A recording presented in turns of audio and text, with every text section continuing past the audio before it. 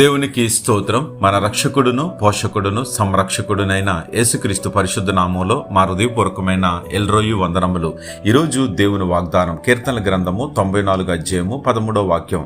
కష్ట దినములను పోగొట్టి వారికి నెమ్మది కలగజేయుదువు. ప్రియమైన సహోదరుడా, ఈ లోకంలో పుట్టిన ప్రతి వ్యక్తి కూడా ప్రతిరోజు సమస్యతో, ఇబ్బందితో, ఇరుకుతో, నెమ్మది లేకుండా, అనారోగ్యాలతో, కుటుంబ సమస్యలతో, లోక సమస్యలతో అనేకమైన భారాలు మోపుకుంటూ ఉంటే, మీద వచ్చి పడిపోతూ ఉంటే చాలా బాధపడతాడు. నా కష్ట దినాములు ఎక్కువైపోయినాయి, ప్రతిరోజు కష్టంగా గడుస్తుంది అని బాధపడుతూ ఉంటే, దేవుడి రోజు అంటున్నాడు, నీకు నెమ్మది ఉండటానికే మాట్లాడుతున్నాడు. నీకొచ్చే కష్టం యావత్తు కూడా ప్రభువుకు తెలుసంట, దేవుడు చూస్తున్నాడంట.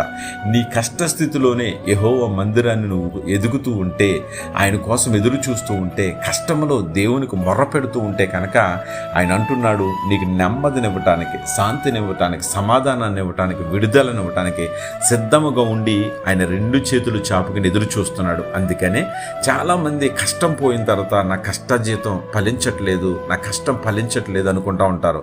చాలామంది ఫలించుకోకుండా అన్యులకు చేరిపోతుంది, లోకానికి చేరిపోతుంది. ఎందుకు అంటే నీతిమంతుని కష్టార్జితం జీవదాయకము. నీలో నీతి ఉంటే కనుక జీవదాయకంగా అది నిలుస్తూ ఉంటుంది. యెహోవా ఐశ్వర్యం ఇవ్వాలి, యెహోవా నెమ్మదినివ్వాలి, యెహోవా శాంతినివ్వాలి. కనుక నరుల కష్టం వలన అది ఏది కూడా ఎక్కువ కాదని ఖచ్చితంగా చెప్తున్నాడు. కాబట్టి కష్టజీవులు సుఖనిద్ర నొందుతారంట. దేవుడిచ్చే నెమ్మది ఏంటంటే, నువ్వు కష్టజీవి అయితే, నీతిగా జీవిస్తుంటే సుఖంగా నిద్రపోతావంట. క్షయమైన ఆహారం కోసం కష్టపడుతున్నారు జనాలు, నెమ్మది ఉండట్లేదు. కాబట్టి విశ్వాసముగా నువ్వు మార్గంలో కష్టపడితే కనుక నీవు పడిన కష్టం వ్యర్థం కాకుండా దేవుడు ఆశీర్వదిస్తాడు. అందుకని చేతులతో మంచి పనులు చేస్తూ కష్టపడుతూ ఉంటే అన్నీ పోగొట్టి నీకు నెమ్మదిని కలగజేసి నడిపిస్తాడు. అట్టి కృప దేవుడు మనకు దయచేయను గాక.